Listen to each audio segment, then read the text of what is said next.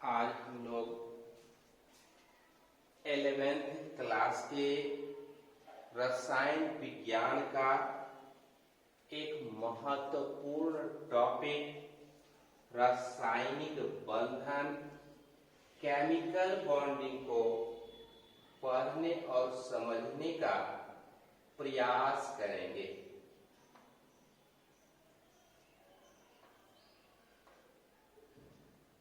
रसायन विज्ञान का यह सबसे महत्वपूर्ण टॉपिक है केमिकल बॉन्डिंग। केमिकल बॉन्डिंग इस टॉपिक को आज हम लोग पढ़ने और समझने का प्रयास करेंगे। जैसा कि आप जानते हैं कि रासायनिक पदार्थ के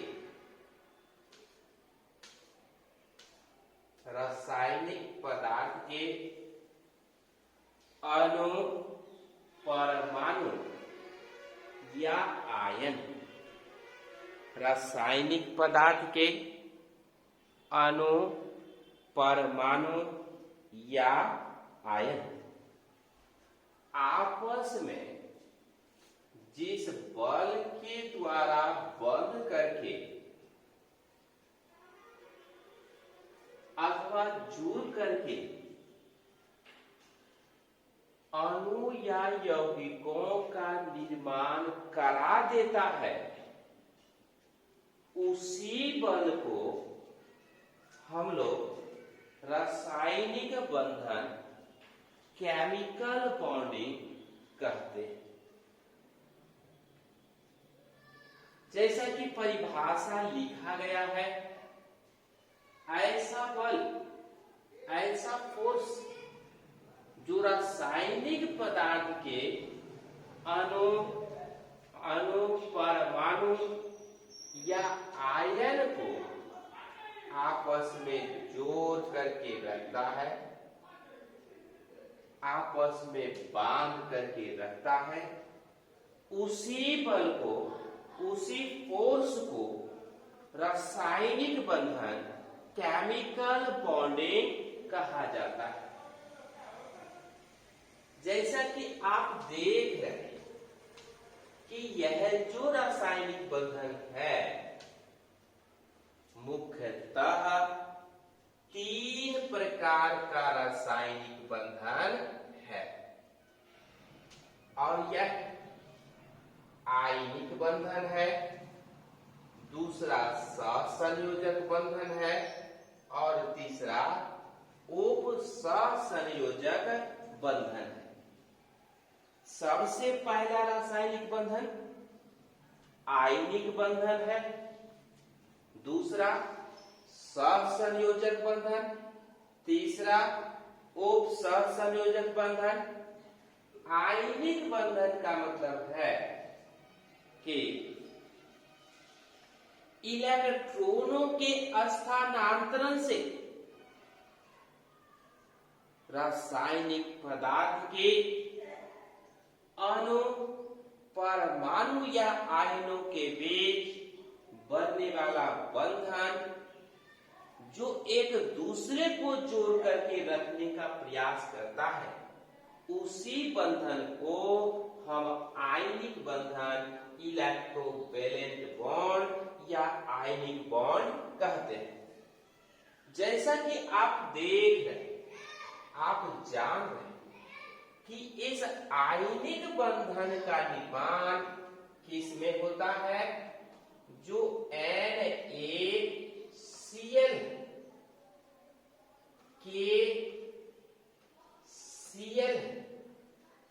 सोडियम क्लोराइड, पोटेशियम क्लोराइड में आयनिक बंधन का निर्माण होता है। उसके बाद सहसंयोजक बंधन ऐसा बंधन है जिसमें इलेक्ट्रॉन इलेक्ट्रॉन का इलेक्ट्रॉन का साझेदारी साझेदारी होता है। इस आयनिक बंधन में किसका इलेक्ट्रॉन्स का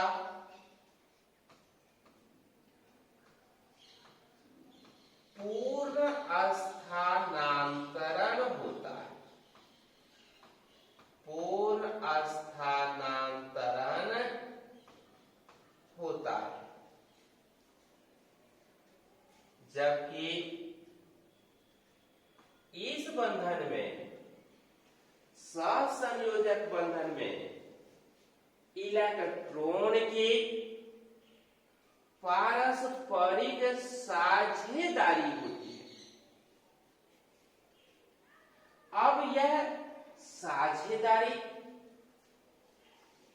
समान विद्युत ऋणात्मकता वाले परमाणुओं के बीच होता है। अगर यह साझेदारी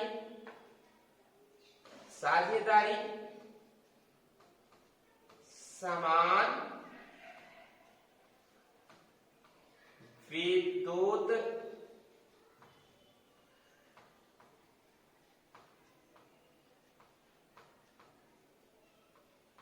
ऋणात्मकता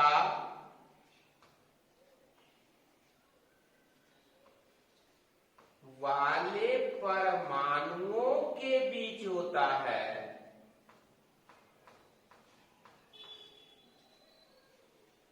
तो ऐसे बंधन को अध्रुवीय सहसंयोजक बंधन, कोवेलेंट बॉन्ड में नॉन पोलर कोवेलेंट बॉन्ड कहलाता है। लेकिन यदि इसी इलेक्ट्रॉन की साझेदारी कैसा हो और समान विद्युत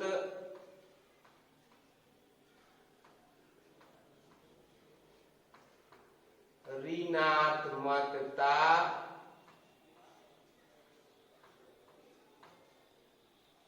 वाले परमाणुओं के बीच होता है,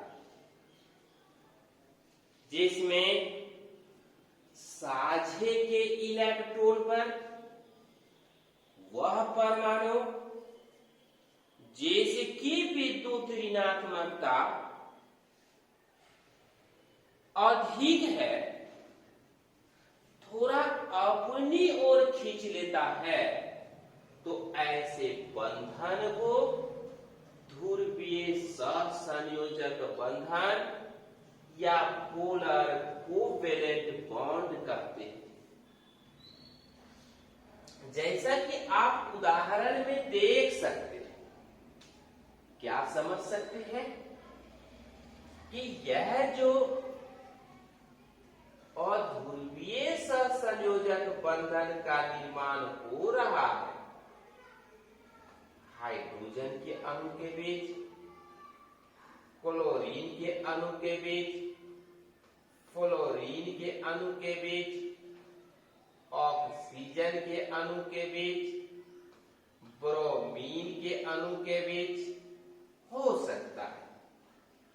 लेकिन आप यह भी देख रहे हैं, जब असमान होगा तो HCl के बीच बंधन बनेगा, HF के बीच बंधन बनेगा, हाइड्रोजन आयोडाइड के बीच बंधन बनेगा, हाइड्रोजन ब्रोमाइड के बीच बंधन का निर्माण हो। इसका मतलब ये है कि यह जो हमारा इलेक्ट्रोवैलेंट बॉन्ड है, यह जो इलेक्ट्रोवैलेंट बॉन्ड है, इसकी जब हम बात करते हैं तो यह इलेक्ट्रोवैलेंट बॉन्ड इलेक्ट्रॉन के पूर्ण स्थानांतरण से बनता है। अगर हम इसकी बात करते हैं, हमारा जो ध्रुवीय सहसंयोजक बंधन है,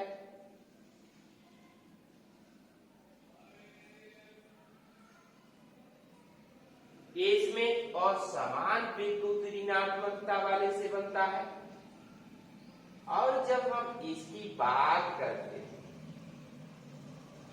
तब इस बंधन का निर्माण समान विद्युत ऋणात्मकता वाले परमाणु से बनता है। अब हम उप सहसंयोजक बंधन की बात करते हैं तो आप जान रहे हैं, आप समझ रहे हैं कि उप सहसंयोजक बंधन का निर्माण भी किससे होगा? इलेक्ट्रॉनों की साझेदारी से। इलेक्ट्रॉनों की साझेदारी से उप सहसंयोजक बंधन का निर्माण होगा। फिर दूसरा शर्त है, यह साझे का इलेक्ट्रॉन साझे का इलेक्ट्रॉन क्या होगा? इलेक्ट्रॉन की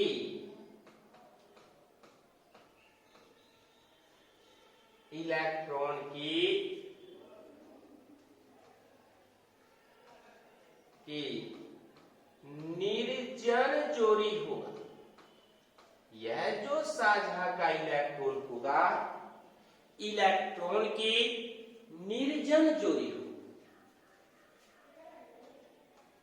और यही जो इलेक्ट्रॉन की निर्जन जोड़ी है, लॉन पेयर ऑफ इसी इलेक्ट्रॉन की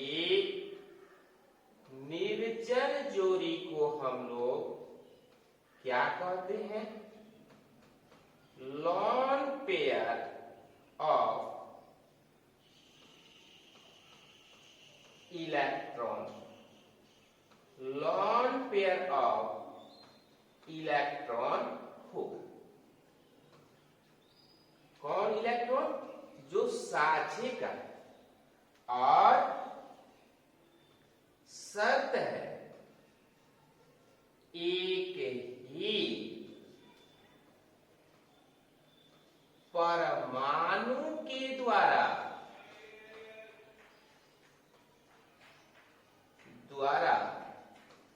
प्रदान किया जाएगा।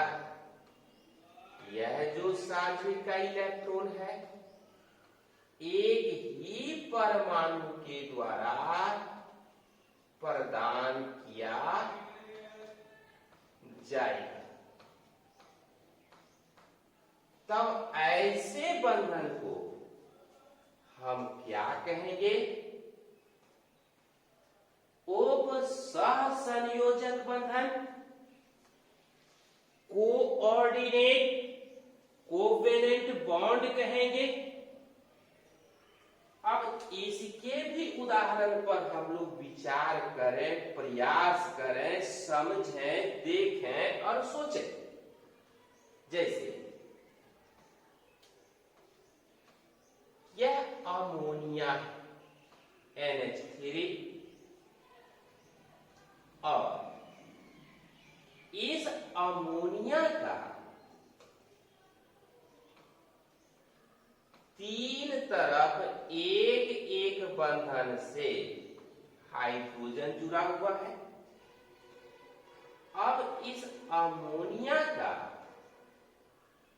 एक जोड़ा इलेक्ट्रॉन, जिसको हम लोग इलेक्ट्रॉन के निर्जन जोड़ी कहते हैं, यह इलेक्ट्रॉन मतलब जब बंधन बनेगा किसके साथ, HCl के साथ बनेगा और यह बंधन बना करके क्या करेगा कि NH4+ और Cl- मतलब कि यह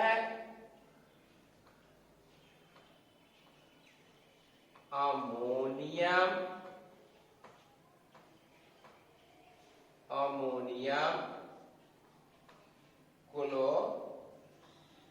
क्लोराइड का निर्माण करेगा और इसी अमोनियम क्लोराइड में कौन सा बंधन है, कोऑर्डिनेट कॉम्प्लेक्स बंधन, वो सहसंयोजक बंधन है। पुनः हम लोग ध्यान दें, रासायनिक पदार्थ के अणु, परमाणु या आयन आपस में जिस बंधन के द्वारा जुड़ करके अणु या यौगिकों का निर्माण करता है, उसी को हम लोग रासायनिक बंधन, केमिकल बॉन्डिंग कहते हैं। अब प्रश्न उठता है कि रासायनिक बंधन कई प्रकार का है, इसमें मुख्यतः 3 प्रकार के रासायनिक बंधन यहां पर हैं।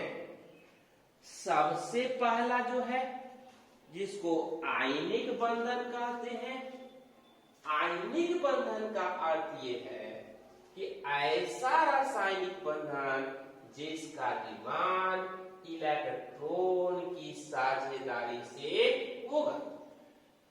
पूर्ण स्थानांतरण, ऐसा बंधन जिसका निर्माण इलेक्ट्रॉन के पूर्ण स्थानांतरण से होगा, ऐसे बंधन को आयनिक बंधन कहेंगे।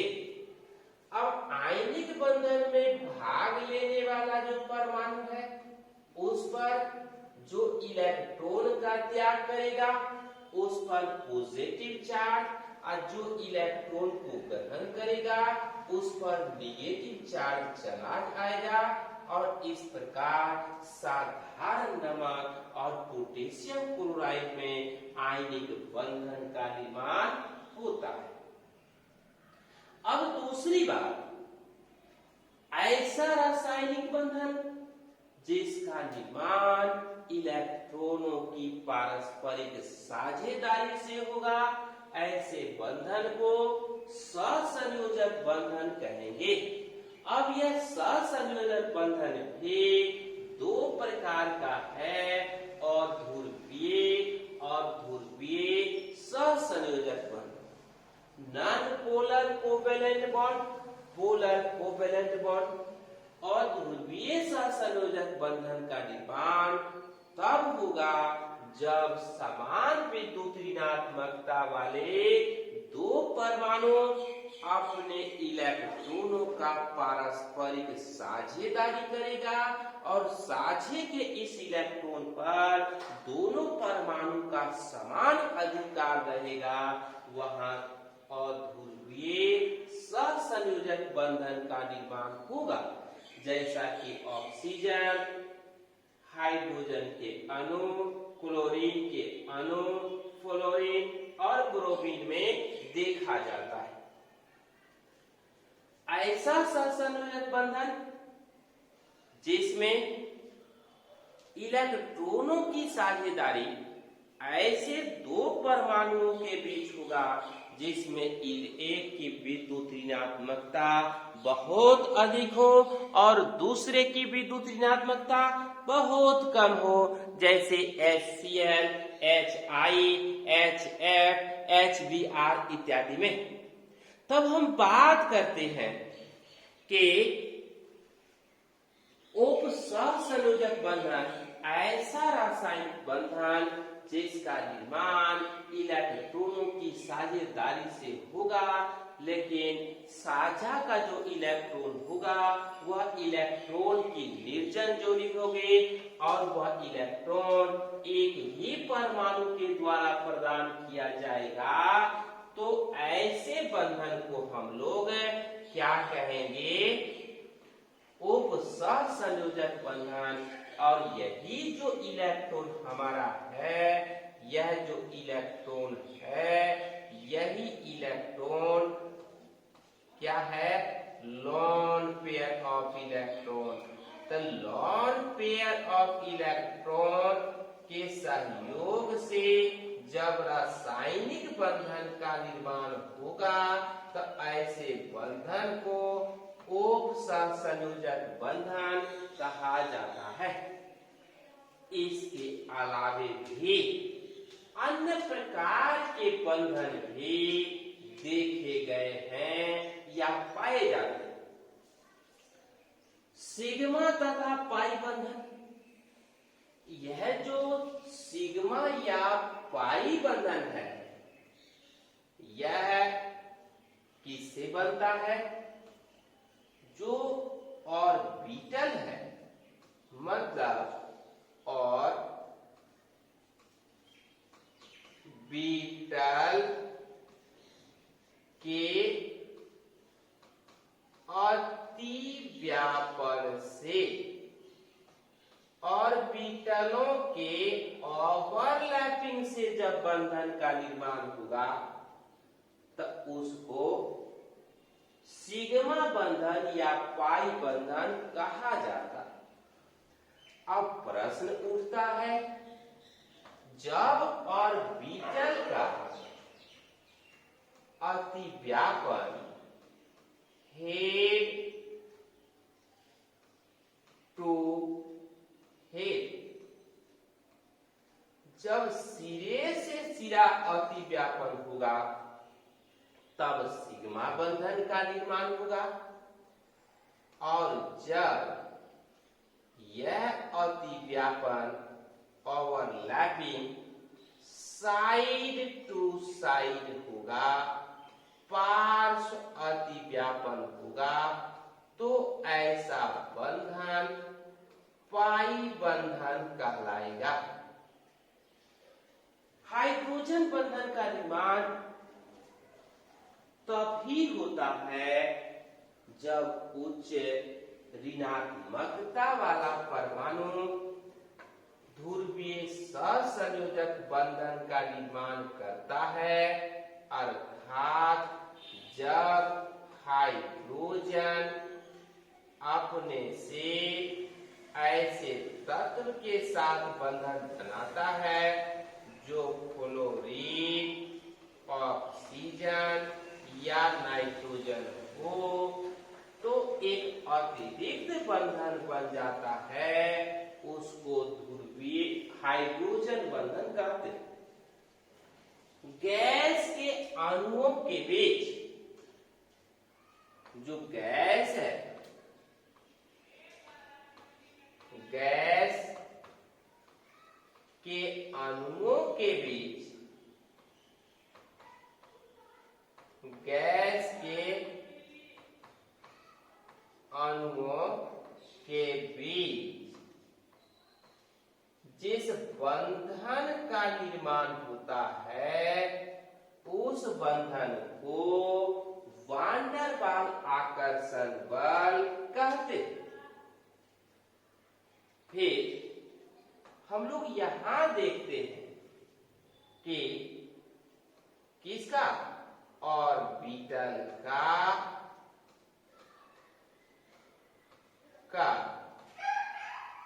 Knows to knows